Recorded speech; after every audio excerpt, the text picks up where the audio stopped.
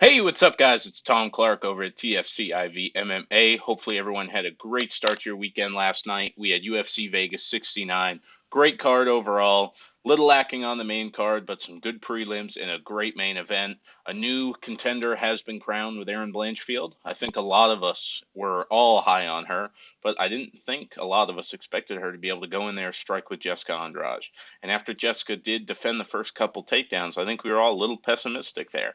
But Blanchfield gets it done in a great performance. Not too much else on the main card to talk about. Alexander Hernandez, great performance and some great fights on the prelims. But let's break down the full card, and I'd love to hear what you guys thought in the comments. So we started off with Clayton Carpenter versus Ronderos. Clayton Carpenter with a dominant performance. First round finish, got the submission. He tried for a guillotine earlier on in the round, and it kind of bit him in the butt, where Ronderos actually ended up on top. But Clayton Carpenter kept his composure, was able to get back to the back and choke him out. Very impressive first round finish by him and a great start to his UFC career. Could be a possible big contender coming into that flyweight division, which we know is not the strongest on talent. Going back to welterweight in the second fight of the night, we had A.J. Fletcher versus Themba Gorimbo. A.J. Fletcher, another submission victory, this one in the second round, not in the first, like the last guy, but very impressive performance nonetheless. Got the guillotine submission, got it in there very tight, started with a standard, and then got to a mounted one and put Gorimbo out. Gorimbo is obviously making his UFC debut, so very, very good performance for A.J. Fletcher. Go up to light heavyweight for the third fight on the card. This was kind of a tough one. A lot of us remember when OSP was a contender, when he was knocking out guys like Shogun, when he was Von Flue choking people, when he was fighting John Jones. Yeah, he lost the fight, but to get to the level to fight John Jones, you have to be pretty damn good. And it's time. It's time for him to move on. Probably time for the UFC to move on. He's probably headed to PFL or Bellator. I think we can all kind of agree on that. It's tough to see a legend of the game kind of go, but Felipe Lins with a first round knockout. OSP went to throw one of his left kicks, and Lins just came over with a perfect cross, and that wobbled him and then finished him up with some strikes after that. So very impressive performance for Lins. Obviously, he's been a guy that's been around the block, been in PFL, been in Bellator, won in PFL, came back to the UFC and got a good win on his resume there with a name that a lot of people in the MMA world recognize. So very impressive there. This next fight was one that kind of, I think a lot of people were, ooh, oh my goodness. So if you guys don't know the full backstory, Kassim Askabov has 4 million followers on social media. He's this very hyped up prospect overseas. A lot of following, a lot of traction, but there's no better way to say it than he got fraud checked last night. I mean, Jamal Emmers just kind of put a beating on him because Askabov was out there throwing strikes that were just winding up and not even calculated strikes. It was a horrible performance, and Jamal Emmers really manhandled him in there. So that was probably the perfect example of getting fraud checked, and Jamal Emmers really fraud checked Kassim Askabov. We knew Askabov's record wasn't the his record was slightly padded. I think we all kind of understand that with these guys coming over from that part of the world. We even saw it with Habib, but Habib had the talent to make up for it in the UFC. Askabov does not. They were talking about him being an elite wrestler, great striker. He couldn't get Emmers to the ground. He had some nice transitions when Emmers was on top, but that was about it. So very lackluster performance on his part. And Jamal Emmers getting the unanimous decision. I believe it was 30-27. I kind of had to cut out between this one and the next two fights, but then was able to tune back in. The work got busy, so it is what it is. But Lena Landsberg versus Mayra Bueno Silva. I think we all saw how this one was going. Bueno Silva was one of the biggest favorites on the card, closing in at like a minus 500 last I checked. And she got the submission victory. I believe it was heel hook or knee bar, one of the two. Like I said, I was at work, so kind of had to cut off for this fight and the next one. But great win by Bueno Silva there. She's obviously ranked number 14 in bantamweight, so it'll be interesting to see where she goes from here. Probably fight up, but we will see. It'll be good. Lena Landsberg's a nice name to have on the resume. It's a name people recognize, so good to go there. Then we had Evan Elder versus Nazim Sadikov. Another one I missed, and I'm bummed I missed it because, as you guys know, I'm a big Ray Longo guy. I love that whole team with Aljamain, Marab, the Steamroller. Nazim's on that same team. He had Steamroller and Aljamain in the corner along with Ray Longo. So real stacked corner there. But from everything I was reading, Evan Elder was up on the judges' scorecards going into the third round. And he probably would have won the fight if it kept going. But Nazim got the TKO finish with the doctor stoppage. Very, very impressive. As you guys saw, that cut was deep. It was right above the eye, and oh my goodness, it was pretty gruesome to look at. So, good win by Nazim, but kind of sucks if you're a guy like Elder. You're like, man, come on, just a cut's ending the fight, and it was a great fight. It got performance, got fight of the night, so it is what it is. Kind of sucks to see a fight like that end with a cut. It was very similar to Corey Sandhagen, Song Yadong, but hey, it is what it is. Then we start off the main card. This one was obviously one that had been changed up on short notice. We had Jim Miller, his opponent pulled out, so Alexander Hernandez did step in, obviously coming up from featherweight, and he had told us it was a very tough cut, but he was in good enough shape to make 155 on a week's notice. So he got it done, and it was a good performance. One of the better performances I think we've ever seen from Alexander Hernandez, because he's known as that guy where he can put you out early, but if he doesn't, you'll beat him. He fought through a lot of adversity on this. Jim Miller hit him with some shots. He kept going. He was really using the elbows in the clinch very well.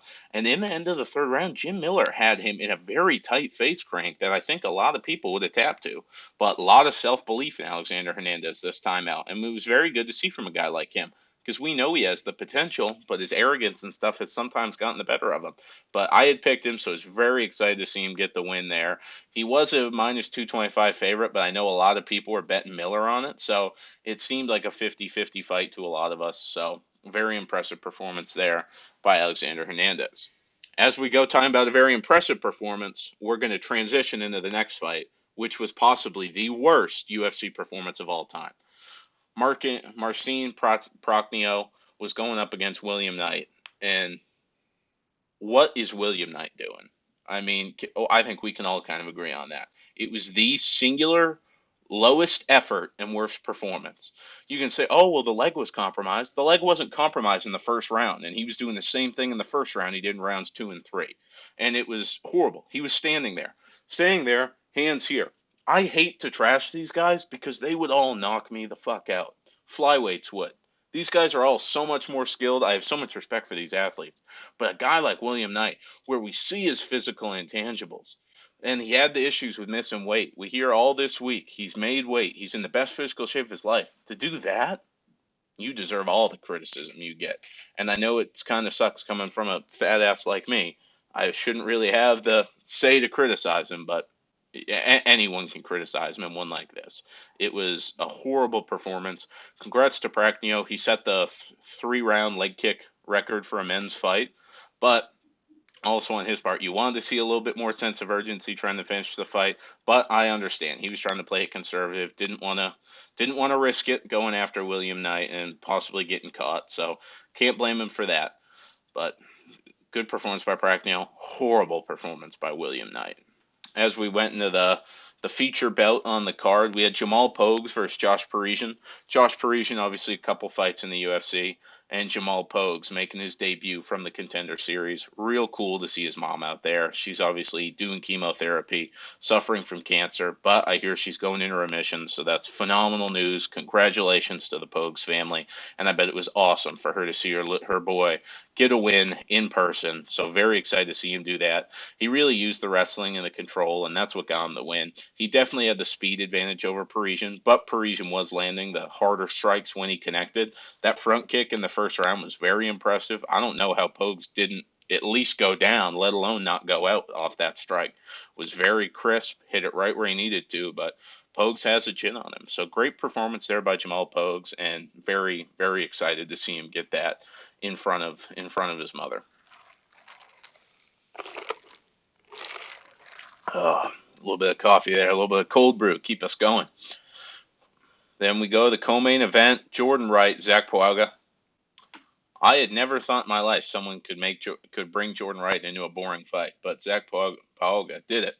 I like Zach. He was very impressive on the Ultimate Fighter, went into the finals, did get knocked out by Mo Usman, so wanted to go down to 205, test himself. Jordan Wright obviously coming up to 205. So it was a good match. I think a lot of us expected fireworks on this one because Jordan Wright is a killer be killed guy, and Zach has shown power in the past. But Zach did what he had to do to win. And was it a little bit boring? Yes, but we can't hate on the guy. It was his game plan, and it worked. All that matters is he has a W next to his name, and he got paid his win bonus. Doesn't matter what we think of it. But a lot of clinch work, some beautiful elbows in the clinch did cut Jordan right up. But Jordan was definitely outlanding him. But between Zach's control and the strikes he did land, he got the win there. So unanimous decision win, and I'm not going to say impressive performance, but it's a win for Zach, so can't hate on him there. Then we go to the main event. I know I lightly touched on it when the video started, but give Erin Blanchfield all her flowers. I was very high on Erin Blanchfield since the Miranda Maverick fight. I told you guys that in the breakdown. I have very high thoughts on Miranda Maverick as a contender, and to see what Erin Blanchfield did to her made me say, damn, she's the real deal. When she fought Molly, that was some of the easiest money betting I've ever made. But I was very hesitant in this fight. I said maybe it's a little too early to go with someone with the striking of Andrade. And it was a win-win scenario for Erin either way. Even if she lost, she's young enough to where it wouldn't really affect her too much. It would just take another 2 or 3 fights to get back there. But if she won, it was going to be title shot, and she won. I think she surprised a lot of people in the first round with how she was able to strike with Jess. Jessica was obviously landing the harder shots, but she caught her a couple times, and that you could tell it was affecting Andrade. It kind of sent her, stumbled her a bit. So very impressive striking by Blanchfield, and then we saw that phenomenal grappling. Takes takes Jessica down, gets straight in the side control. As soon as Jessica gives up the back to try and get up, Erin didn't even lock the hooks in, went straight for the neck.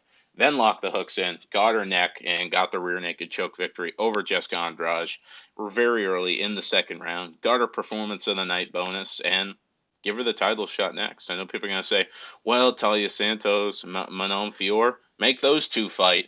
Let Erin fight Val or Alexa Grasso. I'm really leaning Val in that fight, but if Grasso can pull it out, have her well, Grasso and Val will do the rematch at that point. But I think a lot of us see Val beating Alexa Grasso. So Erin Blanchfield, Valentina Shevchenko later on this summer. I think that's a fight a lot of us are rooting for.